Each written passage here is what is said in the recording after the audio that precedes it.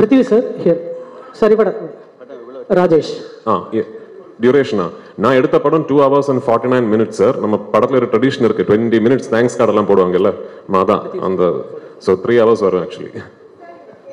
Prithvi sir, Prithvi sir, இது வந்து Kerala politics பத்தி மட்டுமா இருக்குமா இல்ல தமிழ் ஆடியன்ஸும் கனெக்ட் பண்ணிக்கிற மாதிரி இருக்கும்? இந்த படம் பொலிட்டிக்ஸே பத்தியே கிடையாதுமா. அது இல்ல ஒரு டயலாக் அது.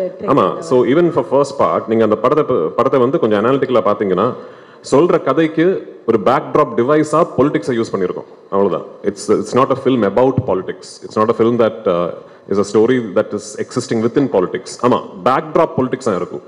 ஆமா, இப்போ நான் இது கேரளாவில் இருந்து வர படங்கிறதுனால backdrop is Kerala politics.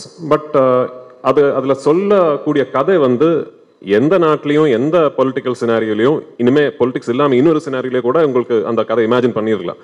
So it's that way quite neutral in its existence, I would like to believe.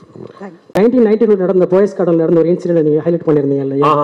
So அது வந்து நீங்க ரஜினி சாரை மீட் பண்ணும்போது ரஜினி சாரை பத்தி சொல்லியிருந்தாரா இல்ல சௌந்தர்யா ஏதாவது சொல்லியிருந்தாங்களா? இல்ல, நான் சார் கிட்ட சொல்லல. ஐ மீன் ஐ டோன்ட் எனக்கு தெரியல, அது உண்மையா கூட எனக்கு தெரியல. எங்கேயோ படிச்சது அப்படி அவரோட வண்டி ஏதோ பிளாக் பண்ணிடுச்சு, ஸோ பயங்கரமா கும்பல் வந்ததுங்கிற எங்கேயோ I read it somewhere. And when we were devising Lal sir's entry in part 1, எனக்கு ஒரு இன்ஸ்பிரேஷனாக இருந்தது. I thought that would be a nice incident to get inspired from as a film maker. அது எங்களுக்கு வந்து for us in Kerala we have only read about it. அப்படி ஒரு legend அவ்வளோதான்.